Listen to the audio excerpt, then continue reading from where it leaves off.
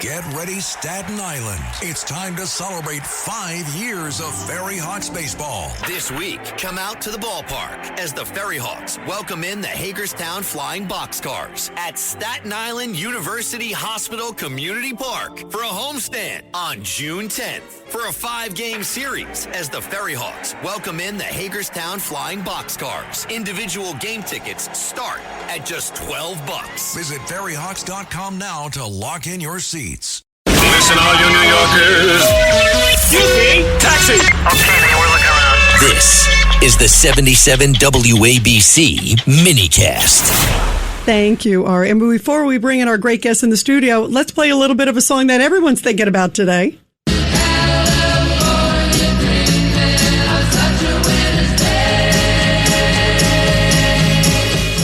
Well, they did pretty well in California. They did great. The results aren't in. We're talking about the California mayoral and the gubernatorial. And the big issue, of course, in California was homelessness and affordability. And Dr. Kevin Roberts, I know that's one thing that you guys at Heritage are really focused on with the economy. Yeah, and we need to be. It's almost as if, Rita, Americans are waking up and saying, I want to wake up in a normal country tomorrow. And Californians who were sort of at the tip of the spear at having to deal with the nonsense we were just discussing with Ari Fleischer, Plattner, and the soon-to-be congressman in New Jersey have said they've had enough because that crowd has been in power for a generation. And so what we're saying at Heritage as it relates to federal policy is let's encourage our members of Congress, encourage the presidential administration, in addition to the great foreign policy actions that they're taking, to be focused, especially between now and November, on the economy. That's what Americans care about. And this word the president doesn't like to use, affordability, is exactly the thing we need to be focused on. But for us on the right, to be articulating policies through some healthcare reform, some permitting deregulatory reform that we put together at Heritage, I think we've got a decent shot, Rita, this summer for Congress to pass what would be Reconciliation 3.0 because the ideas are good. Speaker Mike Johnson is vocally behind it. It sounds just as we've been sitting here in this hour that Reconciliation 2.0, which is going to fund our Border Patrol and ICE agents, is moving in the Senate. We need to get that done. Hopefully, right. So that we can, of course, talk about the economic agenda. So there are a lot of things. This is the upshot. There are a lot of things that are disturbing. We were just talking about a couple of them.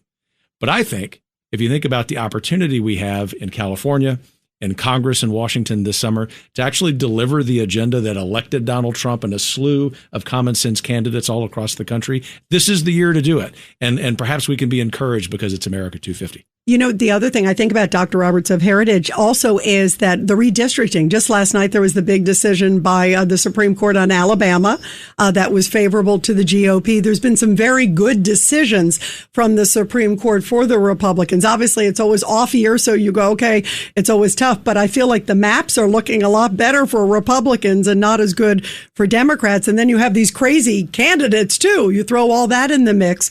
I want to also harken back. I was listening to Newt Gingrich, our friend Newt Gingrich, a little bit ago, and Newt was saying that he believes and I'm talking about Iran because that's a big factor, obviously, with gas prices, that if things can kind of come together, he was saying by Labor Day, and if prices then can drop, that's still enough time, and can sort of, because he believes things are going to drop immediately after all that's resolved.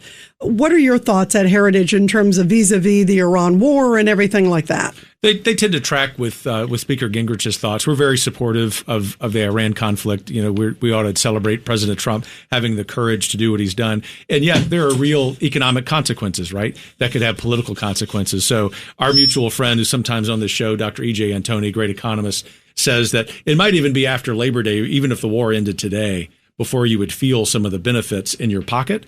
But there's a mental side of this, especially in an election year, right?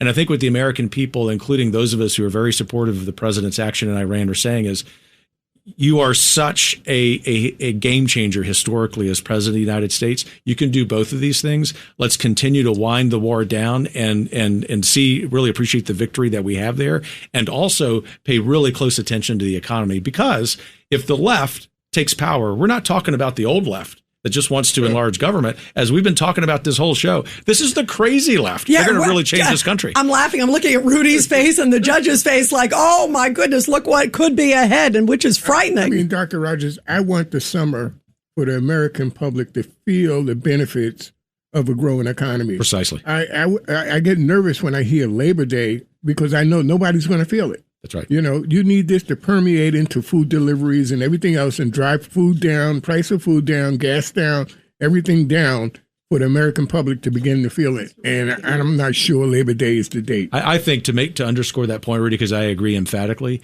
I think Congress, like the drop dead date for this economic recovery agenda, has got to be the end of July. So that as those members of Congress go home to their districts in August, they've got an opportunity to socialize this. That's right. They can point to stuff.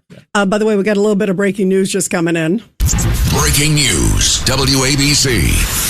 The House, it says, has just passed. There are reports that it has passed the War Powers Resolution, which is sort of blocking President Trump. That's only in the House.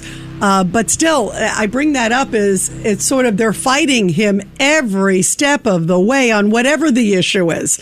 And we still don't know about, the Customs and Border Protection and ICE funding. They haven't gotten the SAVE Act.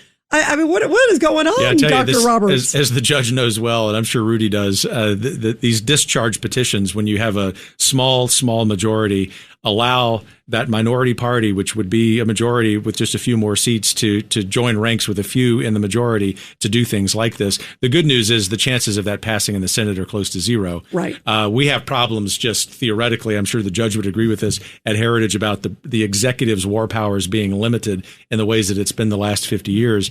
The president's prosecuted the war well. He's very serious in negotiating an end to it. We think that the Iranian regime only has days of cash left. My great friend and colleague, Dr. Victoria Coates, a friend of the show too, believes that we need to give the president the time to land this plane so that he can then pivot to the economy. It's really silly, not just for the Democrats to be voting for that, but for whoever the Republicans were. I don't know who they are, but they had to be. I know. By the way, I was wondering the same thing. Look, we're in war with these people, and it emboldens the Iranians. They think there's a split in this country. That's a good point. And that's a very dangerous thing. And I think. But, Dr. Roberts just brought up a great point, was that there clearly were some Republicans for it to pass. So who are the Republicans? I mean, I guess Massey's one, right? He's gone.